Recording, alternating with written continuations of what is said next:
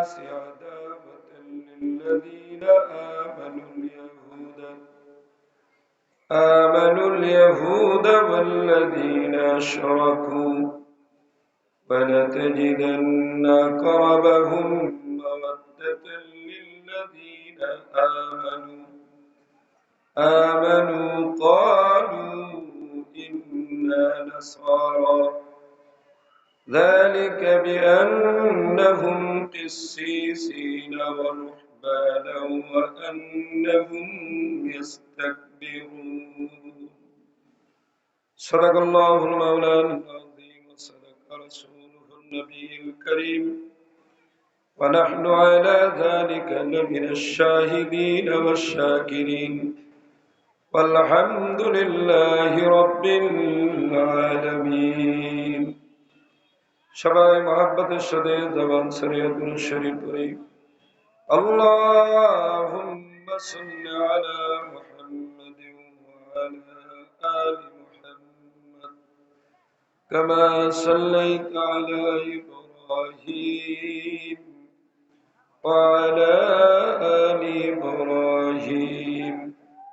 ইন্নাকা হামিদুম মাজিদ اللهم بارك على محمد وعلى آل محمد كما باركت على إبراهيم وعلى آل إبراهيم إنك حميد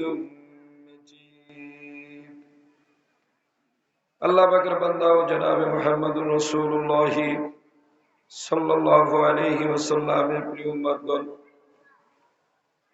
অত্র সবার সভাপতি হযরত উলামায়ে কেরাম, আল্লাহ রাব্বুল আলামিনের দরবারে হাজারো লাখ কোটি শুকরিয়া যে আল্লাহ রাব্বুল আলামিন এই ফিতনা ফাসাদের জমানায় যখন মানুষ গুনার কাজ করার প্রতিযোগিতায় লিপ্ত আর নেক কাজ ছাড়ার প্রতিযোগিতায় লিপ্ত, সেই সময় আল্লাহ রাব্বুল আলামিন আপনাকে আমাকে শরীয়তপুর জেলার নড়িয়া উপজেলার নশাসন ও রাজনগর ইমাম উলামা কল্যাণ পরিষদের উদ্যোগে বার্ষিক ইসলামী মহাসম্মেলনে হযরত উলামায়ে কেরামের জবানে দ্বীনি আলোচনা শোনার ও বলার জন্য আসার ও বসার তৌফিক দান করলেন। এজন্য আমরা সকলেই আল্লাহর দরবারে কালিমাতুশ শুকর আদায় করি, আলহামদুলিল্লাহ। ভাইরা, আমরা যে মজলিসে আসতে পারছি, বসতে পারছি, এতে খুশি না বেজার? খুশির আওয়াজ কি আসতে হয় না জোরে হয়? তো মহব্বতের সাথে আরেকবার বলি আলহামদুলিল্লাহ। আর আল্লাহ সুবহানাহু ওয়া তাআলা কালামে মাজিদের মধ্যে ফরমান, লাইন শাকারতুম লাযিদান্নাকুম, যারা আল্লাহ পাকের নিয়ামতের শুকরিয়া আদায় করে আল্লাহ রাব্বুল আলামিন তাদের জন্য আল্লাহর নিয়ামতকে আরো বাড়ায় দেন। সুতরাং ভাইরা, আমরা আল্লাহ পাকের নিয়ামতের শুকরিয়া আদায় করলাম। ভাইরা আমার, হযরত উলামায়ে কেরাম আপনাদের সামনে দীর্ঘ সময় আলোচনা করতেছিলেন।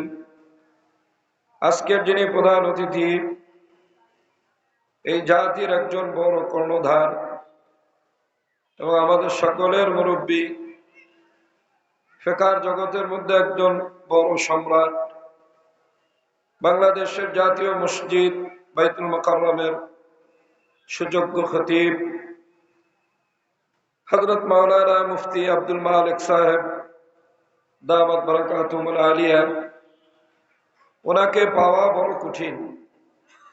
উনি সাধারণত এমন আমার মজলিসে ওনাকে পাওয়া খুব কঠিন হয়, কিন্তু যেহেতু এটা উলামা এবং আইম্মায়ে মাসাজিদদের উদ্যোগে, এই পরিষদের উদ্যোগে আলোচনা সভা, ইসলামী সম্মেলন, এজন্য উনি এখানে আসবেন বলে ওয়াদা করেছেন, ইনশাআল্লাহ আসবেন। ফলে আজকের মূল যে বিষয় এবং এই ইসলামী মহাসম্মেলন থেকে মানুষকে যে খোরাক দেওয়া হয়, এটার মূল হযরত আপনাদেরকে দিবেন।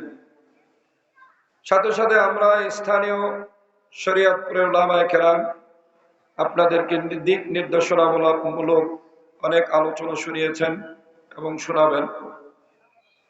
আমার অবস্থা বুঝতেছেন যে আমার গলাটা বসে গেছে, কথা বলতে কষ্ট হয়।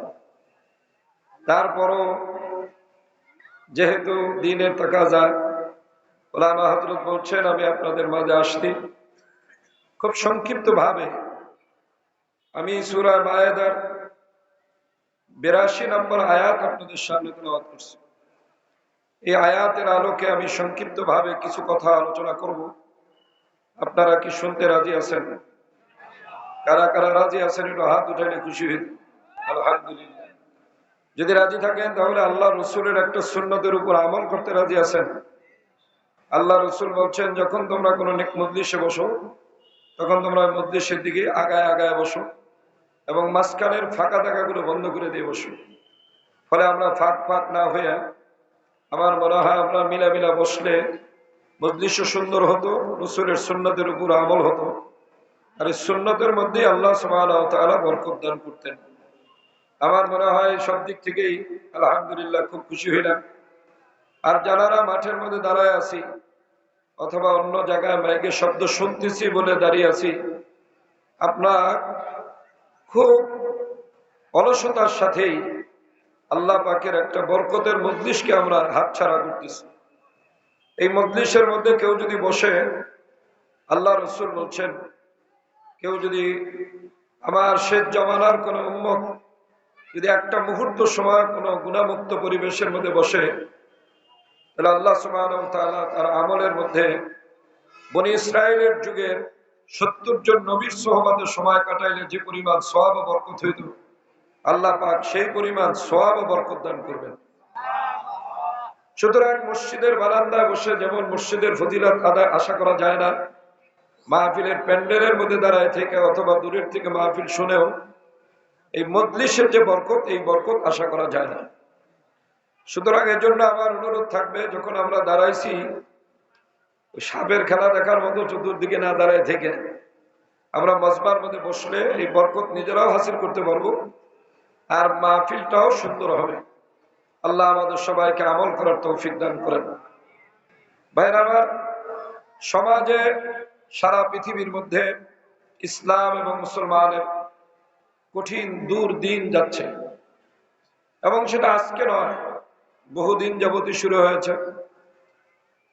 ইসলামের স্বর্ণ যুগ থেকে যখন আমরা, সোনালী যুগ থেকে যখন আমরা ফিরে আসছি, ইসলামের আদর্শ থেকে যখন মুসলমান ফিরে আসতে, তখনই আস্তে আস্তে আমাদের অবস্থা এমন একটা পর্যায়ে পৌঁছে গেছে যে এখন আমাদের পিঠ দেয়ালে ঠেকে গেছে।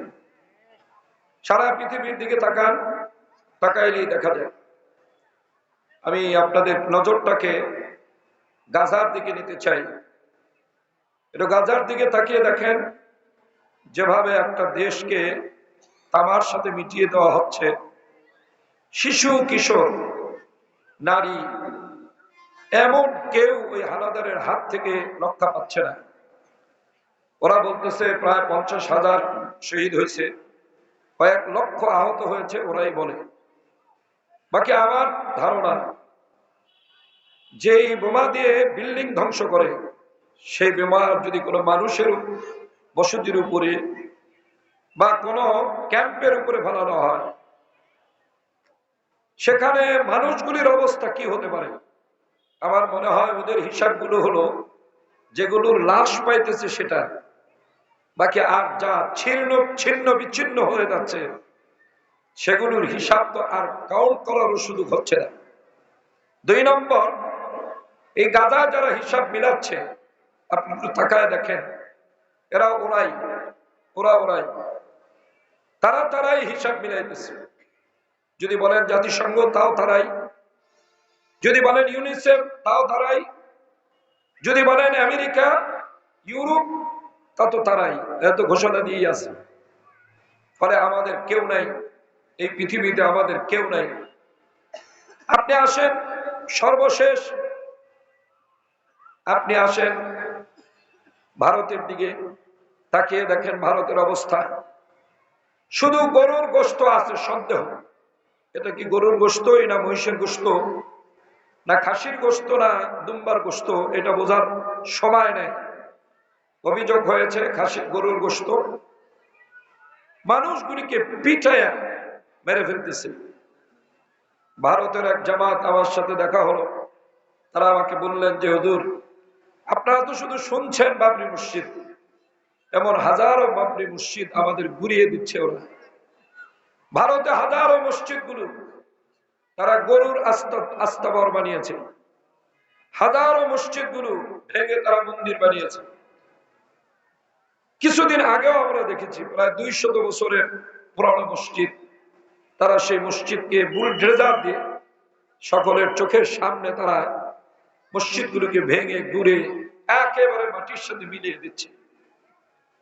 এই কঠিন পরিস্থিতির মুখে আমরা আজকে যে বিষয়বস্তু নিয়ে সকলেই আলোচনা করলেন, আমিও ওই বিষয়ের উপরেই আলোচনার উদ্দেশ্যেই মূলত বসছি। কিন্তু বলার আগে অন্তরটা কাঁপতেছি যে আমরা কি করতেছি, আমরা কি করছি।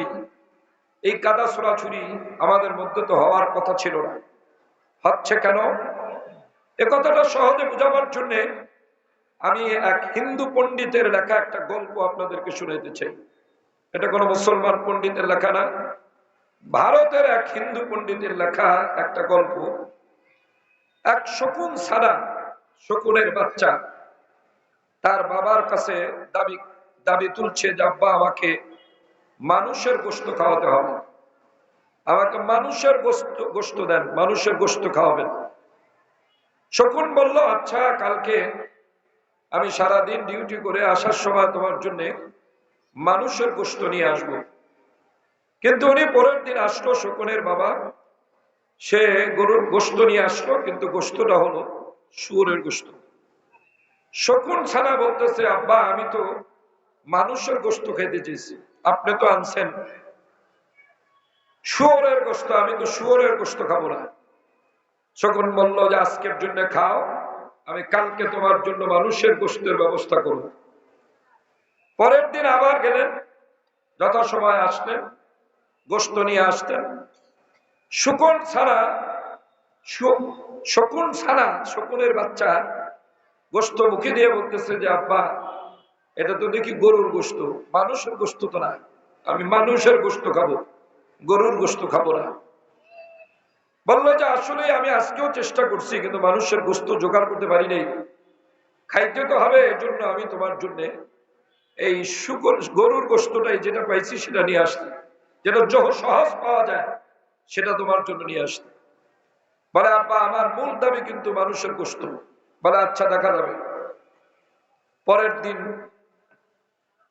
ওই বুড়া শকুন সেই শুয়োরের গোশত কিছু অংশ মসজিদের বারান্দায় রেখে আসলো, আর গরুর গোশত কিছু অংশ মন্দিরের বারান্দায় রেখে আসলো। তুমুল ঝগড়া লেগে গেল। মন্দিরের সামনে গরুর গোশত কে রাখবে? নিশ্চয়ই মুসলমানরা রাখছে। আর ভারতে তো এই কথা বললে এক চান্সে মুসলমান, এছাড়া তো আর কেউ করে নাই। মুসলমানরাও দেখতেছে শুয়োরের গোশত হারাম, এই হারাম গোশত আইনে আমাদের মসজিদটাকে নাপাক করলো, নিশ্চয়ই এটা হিন্দুরা ছাড়া করে নাই। ফলে দুই দলের মধ্যে রায়াত শুরু হলো, মানুষের মধ্যে রক্তাক্ত শুরু হলো, শতে শতে মানুষ রায়াত করে মারা গেল। পরে শকুন তার বাচ্চাকে নিয়ে ওই মরা লাশ খাওয়াবার জন্য নিয়ে ছেড়ে দিল। শকুনের বাচ্চা এবং শকুন দুজনে মিলে খুব সুন্দর ভাবে ওই গোশত খেলো। এবার শকুনের ছানা শকুনকে বলে, আব্বা, আপনার তো সাংঘাতিক বুদ্ধি, এই বুদ্ধি আপনি কোথায় পেলেন? আপনার তো সাংঘাতিক বুদ্ধি, এত গোশত, মানুষের লাশ, এত মানুষের গোশত আর রক্ত আপনি কিভাবে ব্যবস্থা করলেন? বলে, বাবা, আমি এই ব্যবস্থা করছি। মানুষকে উত্তেজনা করার দুইটা রাস্তা আছে, একটা হলো রাজনৈতিক উত্তেজনা, আর একটা হলো ধর্মীয় উত্তেজনা। ফলে তোমার যেহেতু রাজনৈতিক উত্তেজনা, এই উত্তেজনা বাড়াতে সময় লাগে, এই উত্তেজনাটা গুছায় আনতে একটু সময় নিতে হয়। কিন্তু ধর্মীয় উন্মাদনা, ধর্মীয় উত্তেজনা, এটা সৃষ্টি করতে বেশি সময় লাগে না। এজন্য তোমার যেহেতু মানুষের গোশত খাওয়ার খুব বেশি আকাঙ্ক্ষা, এজন্য আমি খুব দ্রুত গতিতে এই ধর্মীয় উত্তেজনা তৈরি করে তোমার জন্য আমি এই গোশতের ব্যবস্থা করছি। শকুন ছানা বলে, আব্বা, আপনার তো দেখা যায় সাংঘাতিক বুদ্ধি। বলে, না, এই বুদ্ধির জন্য আমি নিজে প্রশংসার দাবিদার না, এই বুদ্ধির জন্য এই মানুষই প্রশংসার দাবিদার। এই বুদ্ধিটা মানুষেরই। সুতরাং আপনাদেরকে আমি শোনাতে চাইলাম, এই গল্প দ্বারা বুঝাতে চাইলাম, সে যেটাই বুঝাক, আমি যেটা বুঝাতে চাইছি সেটা হলো বহুদিন যাবৎ আমাদের প্রতিবেশী দেশ ভারত এদেশটাকে শুষে শুষে খাচ্ছে। দেশের অর্থনীতি, দেশের সম্পদ, দেশের সবকিছু তারা লুটে পুটে খেয়েছে। স্বাধীনতা উত্তর আমরা জানি, যখন এদেশে বঙ্গবন্ধু আসলেন, এসে দেখে এদেশের সব অস্ত্র সবকিছু লুট করে নিয়ে যাচ্ছে ভারত, সম্পদগুলো নিয়ে যাচ্ছে ভারত। শেখ মুজিবকে আমরা যাই মনে করি, অন্তত পক্ষে সে দেশপ্রেমিক ছিল, হয়তোবা তাকে বিপদগামী হয়েছে বিভিন্ন কারণে, কিন্তু এই দেশপ্রেমিকতার কারণে সেদিন তিনি ভারতকে বলেছিলেন, আমরা এজন্য দেশ শাসন করি না, স্বাধীন করি নেই যে তোমরা আমাদের দেশকে লুণ্ঠন করে আমাদের দেশকে তোমরা লুটপাট করে খাবে, এজন্য আমরা এই দেশকে স্বাধীন করি নেই। শেখ সাহেবের হত্যা, শেখ সাহেবের শহীদের পিছনে এই অপশক্তিরও একটা বড় হাত ছিল। আমি বোঝাতে চাই, তখন তারা চিন্তা করলো এদেশকে কিভাবে শাসন করা যায়, এদেশকে কিভাবে গোলাম বানিয়ে রাখা যায়। এই গোলাম বানাবার জন্য তারা আমাদের বিগত সরকারকে ক্ষমতার লোভ দেখিয়ে তাদেরকে লাগিয়ে দিলেন, তোমরা তোমাদের ক্ষমতা পাকাপোক্ত করার জন্য যা কিছু করার আগে তোমরা করো, তোমাদের হাজারো অপরাধকে আমরা সাপোর্ট দিয়ে দেবো, শুধু আমাদেরকে তোমাদের সম্পদ দিবা এবং আমাদের যে কার্যসিদ্ধি সেটা তোমরা করতে দিবা। তার আলোকে আমরা দেখেছি যে আমরা বিগত সরকারে আমাদের প্রধানমন্ত্রী যিনি ছিলেন, তার ছেলে সজীব অজেদ জয় একদিন বলেছিলেন যে এদেশে ভারতে মুসলমানের সংখ্যা 14 হতে 15%, শতকরা 14-15%, 35-36% ভারত মুসলমানের সংখ্যা। সেখানে মুসলমানের চাকরির কোনো স্বাধীনতা নাই, তাদের বেঁচে থাকার কোনো স্বাধীনতা নাই। শতকরা 1% মুসলমানও তারা সরকারি কোনো চাকরি পায় না। আর বাংলাদেশে যেখানে হিন্দুদের অবস্থান হলো 7 হতে 8% সংখ্যায়, সেখানে ভারত বাংলাদেশে হিন্দুদের চাকরির পার্সেন্ট হলো 35 হতে 36%। নিশ্চয়ই আপনারা যারা সচেতন তারা সেটা দেখেছেন। ভারতের ইচ্ছাই ছিল তারা দেশকে শাসন করবে, শোষণ করবে। যখন তারা দেখলো এদেশের জনগণ ফুঁসে উঠেছে, এদেশের ছাত্র জনতা ফুঁসে উঠেছে, তারা তাদের সেই গোলাম সরকার তারা এদেশে আর যখন টিকিয়ে রাখতে পারলো না, এদেশ থেকে যখন তারা ভেঙে যেতে বাধ্য হলো, এটা বাংলাদেশ নয়, শুধু পৃথিবীর মধ্যে একটা দৃষ্টান্ত যে কোন দেশের কোন পুলিশ সরকার পরিবর্তন হলে ভেঙে যায়, এটা বাংলাদেশের এই 2024-এর 31 ও 5 আগস্টের পরের ঘটনা ছাড়া বাংলাদেশে এমন ঘটনা পৃথিবীর কোন দেশে ঘটে নেই। পুলিশ ভাগে না, পুলিশ ভাগে না, এদেশের জনগণের ফুঁসে ওঠার এটা ছিল তাদের বড় একটা আলামত যে জনগণ বিগত সরকারের উপরে কত অসন্তুষ্ট ছিল। আমি এই কথাগুলো এজন্য আনলাম, যখন ভারত দেখলো যে আমাদের তো আর কাজ হলো না, তাহলে কি করা যায়, তারা এদেশে একটা সন্ত্রাসী সংগঠন পালল। সেই সংগঠনের নাম হলো ইসকন। এই ইসকন সংগঠন তারা এই বিগত সরকারের সময় কলা গাছ ফুলে আঙ্গুর গাছে পরিণত হলো, আঙ্গুরে পরিণত হলো। তারা এমনও কোনো অপরাধ নাই এই ইসকন নামে সংগঠন তারা এদেশে করে নাই। যেখানে মুসলমানরা একত্রিত হলে পুলিশ গিয়ে আক্রমণ করত, মসজিদের মধ্যে সিআইডি ডিএবি গিয়ে দাঁড়িয়ে যেত। এই বাংলাদেশে 98% মুসলমানের দেশে, সেখানে ইসকন সশস্ত্র ট্রেনিং পর্যন্ত দিয়েছে বিগত সরকারের ছত্রছায়া। এমন অনেক এলাকার নাম আমি জানি, আজও আছে, ভেঙে যায় নাই, মানচিত্র তার মুছে যায় না। আপনি জানেন, আমি সায়দাবাদ এলাকায় থাকি, ঢাকায় যখন যাই, ওই সায়দাবাদের রেল ক্রসিং এর পরেই গুপিবাগ একটা জায়গা আছে। ওই গুপিবাগে আপনার ইসকনের মন্দির আছে।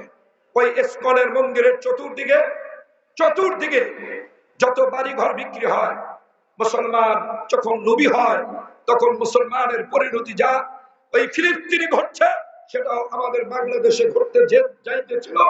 আল্লাহ শুকুর, ছাত্র জনতার বিক্ষোভ সমাবেশের কারণে আল্লাহ সুবহানাহু ওয়া তাআলা সেই বিপদ থেকে আমাদেরকে রক্ষা করেছে। ইসকন সেখানে যে বাড়ি বিক্রি হতো, তারা সেই বাড়ি অনেক মূল্য দিয়ে তারা কিন্তু মনে করেন এই ওখানে শতাংশ আছে 1 কোটি টাকা, তারা 1.5 কোটি টাকা দিয়ে ওই জায়গা কিন্তু। এমনকি ওই মহল্লায় কোন বাসা ভাড়া দিলে সেই বাসা হিন্দুরা কিন্তু। আজকে ওই মহল্লা প্রায় 80% জায়গা হিন্দুরা কিনে নিয়েছে। এটা ছিল ইসকনের একটা নীল নকশা। এই নীল নকশাটা ছিল ইহুদিদের। ইহুদিরা যখন 1947 যখন ফিলিস্তিনে গিয়ে টাকা দেয়, তখন আমাদের এই ভারতের দেওবন্দের উলামারা, বিশেষভাবে হযরতে হাকিমুল উম্মাহ মুজাদ্দিদ মিল্লাত শাহ আশরাফ আলী থানভী রাব্বাল্লাহু মারকাদাহু বলছিলেন, ফতোয়া লিখছিলেন, যা আজও ফতোয়া ইমদাদিয়ার মধ্যে সেটা আজও স্বর্ণাক্ষরে লেখা আছে। তিনি বলেছিলেন, হে ফিলিস্তিনের জনগণ, তোমরা ওই ইহুদিদের কাছে টাকা বিক্রি করো না, ইহুদিদের কাছে টাকা বিক্রি করো না। সেদিন ওই আরবের মুফতিরা ফতোয়া দিয়েছিল, আমরা ওই আস্তুবিদের কি ফতোয়া আমরা শুনবো, ওই আসবিদের কি ফতোয়া আমরা শুনবো। মূল্য যদি বেশি পাওয়া যায় সেখানে বিক্রি করা যাবে, বিক্রি করতে কোনো বাধা নাই। পরিণতি এই হয়েছে, ইহুদিরা অনেক মূল্যে ওই জায়গা কিনে কিনে আজকে ফিলিস্তিনের মধ্যে যারা বাড়িওয়ালা ছিল তারা যাযাবরে তৈরি হয়েছে, আর যাযাবর হয়ে যারা আসছিল তারা যাযাবররা বাড়িওয়ালা হয়ে বসছে। সুতরাং এজন্য আমাদের প্রতিবেশী সরকার জানে এদেশের সবচেয়ে বড় বাধা হলো উলামায়ে কেরাম। এই ইহুদি নাসারাদের, এই মুশরিকদের সবচেয়ে বড় বাধা হলো উলামায়ে কেরাম। উলামায়ে কেরাম যদি ঐক্যবদ্ধ হয়ে যায় তাহলে আর এই জাতিকে ঠেকিয়ে রাখা যায় না, যায় না, যায় না, কেউ পারবে না ঠেকিয়ে রাখতে। এজন্য তাদের সবচেয়ে বড় নির্লক্ষ্যই হলো এই আলেম ওলামা এবং তাদের জামাতকে কি করে ঠেকানো যায় এটা দেখো। সুতরাং ভাইরা আমার, সেই ইসকন যেই বিগত সরকার পরিণতি ধরলো, তারা এদেশে ষড়যন্ত্রের জাল পাতল। সাথে সাথে এদেশে আরো কিছু সংগঠন বিভিন্ন নাম দিয়ে এই সরকারকে বেকায়দা ফেলাবার জন্য চেষ্টা চালালো। ভারতের মিডিয়াগুলো উলঙ্গ ভাবে বেহায়ার মতো মিথ্যা মিথ্যা সংবাদগুলো, আমাদের দেশের সব বানোয়াট সংবাদগুলো তারা দিতে লাগলো, এমন ভাবে দিতে লাগলো যার কোনো ভিত্তি কোথাও নাই। আমি আমার বাস্তব দৃষ্টান্ত আপনাদেরকে দিতেছি। আপনাদের ওসমানিয়া মাদ্রাসার মোহতারাম হুজুরও এই ব্যাপারটা জানেন। আমাদের মাদারীপুরের কালকিনি দাসার উপজেলায় শশীগড় একটা কলেজ আছে। আমাদের ইমাম মুয়াজ্জিন সমাজ কল্যাণ পরিষদের সম্মানিত সেক্রেটারি সাহেব আমার সাথে আসতেন। ওই শশীগড় কলেজে মুসলমানের নামাজের জায়গা ছিল, হিন্দুদের মন্দিরের পূজার জায়গা ছিল। তবে ওই জায়গার হালতটা হলো এমন যে ওখানে আপনার একটা ইউনিয়নের মধ্যে মাত্র 35-38 জন মুসলমান, 35-38টা ভোট মুসলমানের, বাকি সব হিন্দু ওই দাসার ওই ইউনিয়নটি।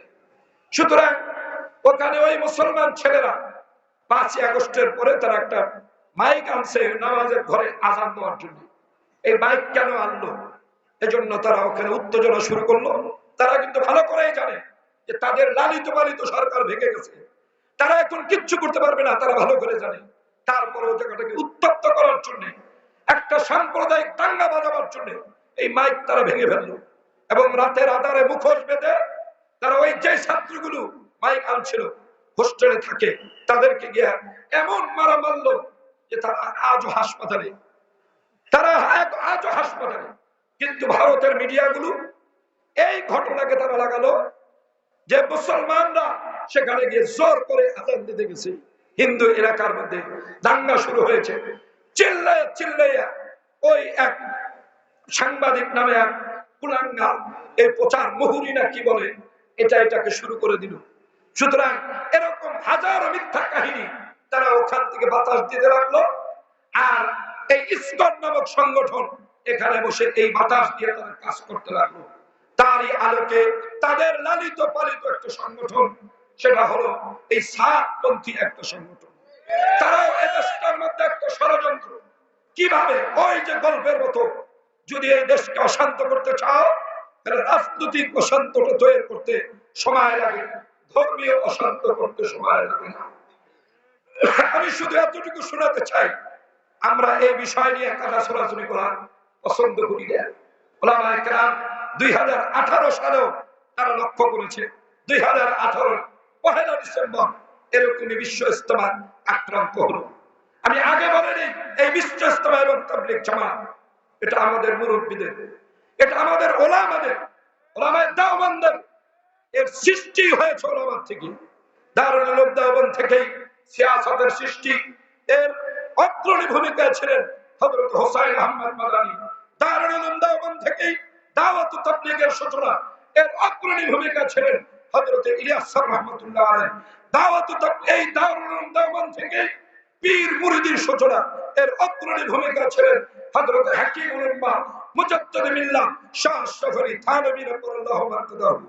দাওয়াত আপনার দ্বীনের দাওয়াত, এই তালিমের কাজ এটাও ছিল আপনার দেওবন্দের থেকে। সেই দেওবন্দের অগ্রণী ভূমিকা ছিলেন হযরত কাসেম নানুতুবী রাহমাতুল্লাহ আলাইহি। ফলে এই দাওয়াত তাবলীগ বলেন, সিয়াসত বলেন, আপনার পীর মুরিদি বলেন, তালিম তারবিয়ত বলেন, সবই আমাদের এক নকশা নমুনে আসছে। সেটা হলো দারুল উলুম দেওবন্দ থেকে। কথা বলেন ঠিক না ঠিক? সুতরাং দারুল উলুম দেওবন্দ থেকে এই দাওয়াত তাবলীগের কাজ সূচনা হয়েছে। আলহামদুলিল্লাহ আমরা দেখেছি 2018 আগ পর্যন্ত এই বিশ্ব ইজতেমাটাই আমাদের মুসলমানদের, বাংলাদেশের হাজারো বিভেদের মধ্যে এই বিশ্ব ইজতেমাটা ছিল আমাদের ঐক্যের প্রতীক। বিশ্ব ইজতেমাটা ছিল আমাদের ঐক্যের প্রতীক। সমস্ত দল মত নির্বিশেষে মাদ্রাসা, স্কুল, কলেজ, ইউনিভার্সিটি সব কেমন যেন অঘোষিত ভাবে বন্ধ ঘোষণা হয়ে যেত। সবার লক্ষ্য উদ্দেশ্য ছিল তুরাগ নদীর দিকে।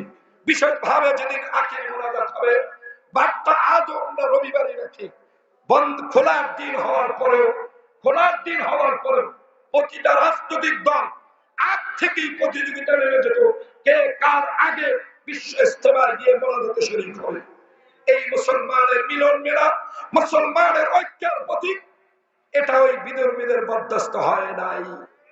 তারা চাইলো এটাকে কিভাবে আগুন ধরানো যায়।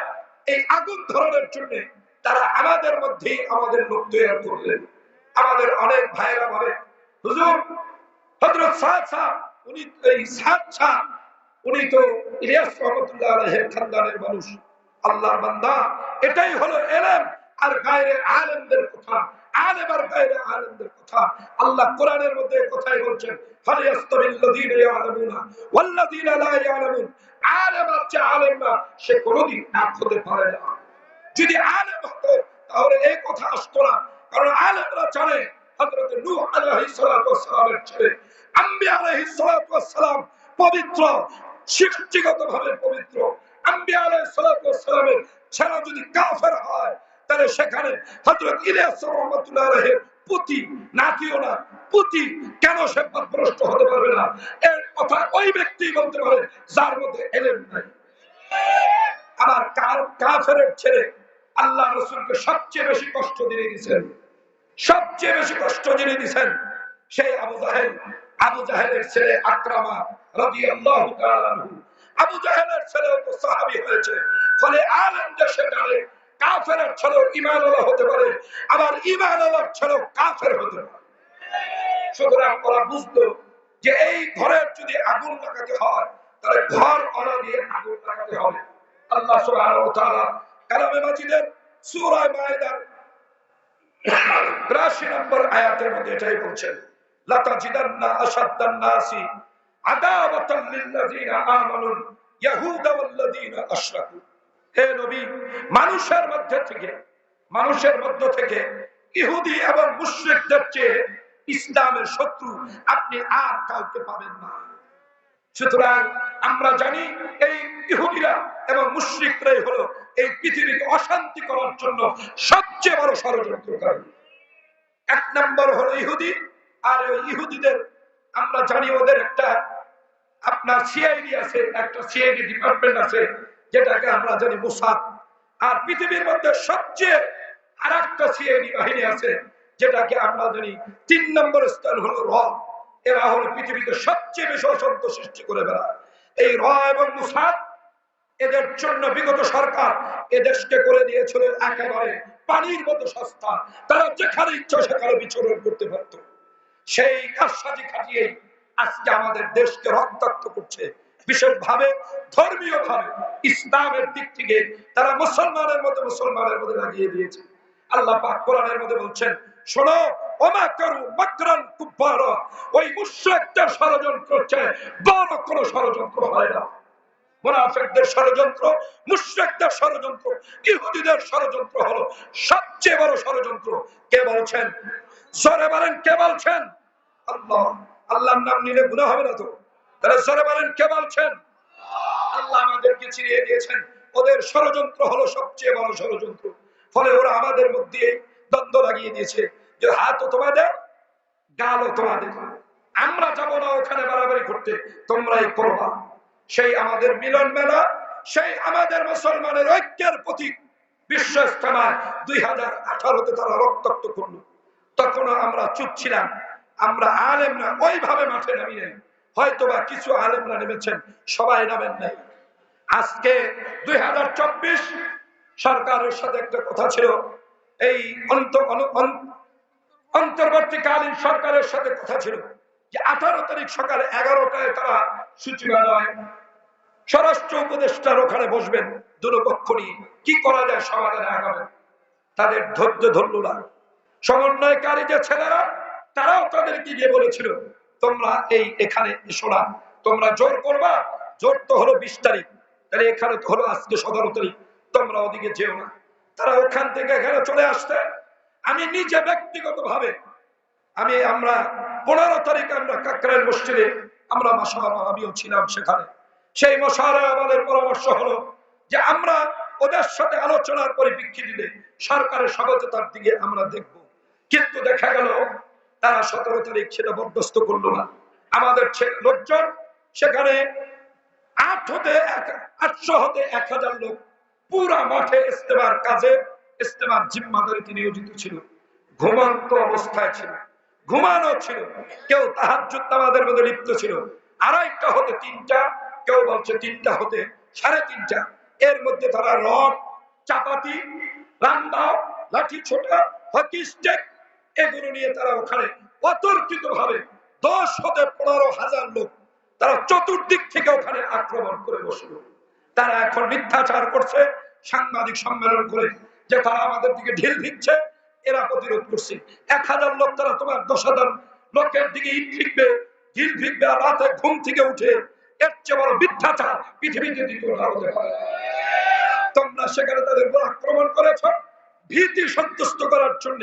ওই মাঠে যারা অবস্থান করতেছে তাদেরকে ভীতি সন্তুষ্ট করার জন্য ওইখান দিয়ে যে ফ্লাইওভার গেছে, ওই ফ্লাইওভারে এরকম আপনার রেলিং এর বড় বড় রড আছে, ওই রডের উপরে পাইপ দিয়ে জোরে জোরে বাড়ি মারছে। জোরে জোরে রডের উপরে বাড়ি মারলে মনে হয়েছে যে ভূমিকম্প হতেছে, বুঝি সম্ভবত কোনো গ্যানেট আক্রমণ হচ্ছে। এরকম ভীতি সৃষ্টি করে ওখানে তোমরা আক্রমণ করেছ।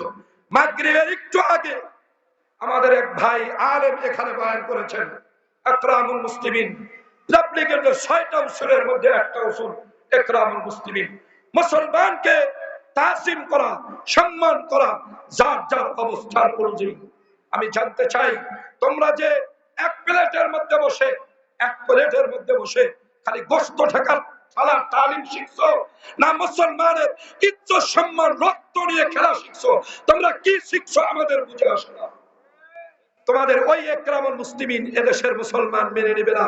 যে একরামুল মুসলিমিন দিনে গোশত ঢালবে আর রাতে অস্ত্র আক্রমণ করবে, ওই একরামুল মুসলিমিনদেরকে এদেশের মানুষ বরদাস্ত করে নিবে না। সুতরাং আমাদের কথা স্পষ্ট, তাবলীগ জামাত ওলামাদের জামাত, ওলামায়ে কেরামদের দ্বারা এই জামাত পরিচালিত হয়। তাদের কথা দ্বারাই তারা ভ্রান্ত।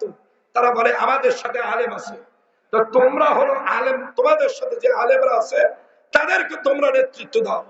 আর জুবায়েরপন্থী বলো, যা আলমী শোরা যাদেরকে বলো, জুবায়েরপন্থী বলো বা আলমে শোরা বলো, তারা বলে আমরা তাবলীগ আলেমদের নেতৃত্ব চলি। তাহলে উত্তম কোনটা? যারা আলেমদের নেতৃত্ব চলে তারা, নাকি যারা কিছু আলেমদেরকে তাদের নেতৃত্ব চালায় তারা? উত্তম কারা? যারা আলেমদের নেতৃত্ব চলে। ফলে আমার অনুরোধ থাকবে, এই বিশ্ব ইজতেমা আলেমদের নেতৃত্ব শুরু হয়েছে। সদস্য বদুর প্রথম এই বিশ্ব ইজতেমা খুলনায় শুরু করেছেন, সেখান থেকে বিশ্ব ইজতেমা টঙ্গী তুরাগ নদীতে স্থাপিত হয়েছে। এই বিশ্ব ইজতেমা এই কাকরাইল মসজিদ এখানে শুরু হয়েছে, আলেমদের নেতৃত্ব হয়েছে। কিয়ামত পর্যন্ত এই দুটো জায়গা আলেমদের জন্যই বরাদ্দ থাকবে। এর বাইরে কোনো সন্ত্রাসী গোষ্ঠী, খুনি গোষ্ঠী, রক্তাক্ত কোন গোষ্ঠীকে স্থান দেওয়া হবে না, হবে না, হবে না। এর সাথে কি আপনারা সবাই একমত? একমত ইনশাআল্লাহ। আল্লাহ আমাদের সবাইকে কবুল করেন, সহজ জিনিস সহজ সূত্র বোঝার তৌফিক দান করেন। সুতরাং ভাইয়ের আমার, আমরা শুধু এতটুকু বুঝি যে আমরা বুঝি শান্তি, আমরা শান্তির জন্য বলেছিলাম।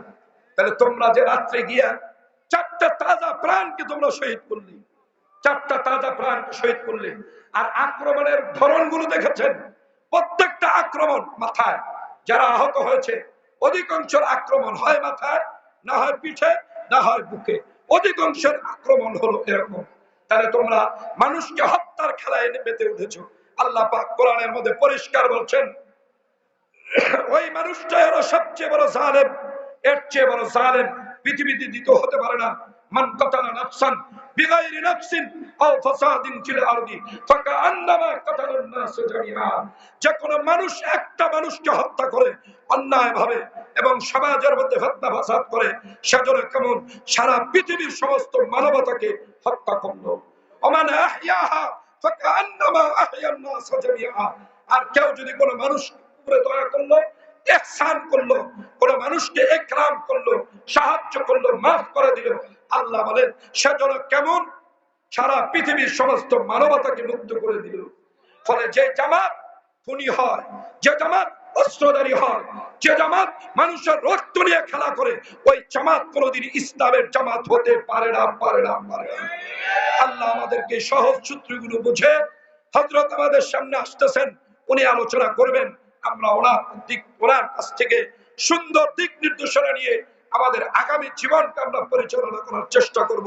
আল্লাহ আমাদের সবাইকে তৌফিক দান করেন। ওমা আলাইনা ইল্লাল বালাগ। আসসালামু আলাইকুম ওয়া রাহমাতুল্লাহ।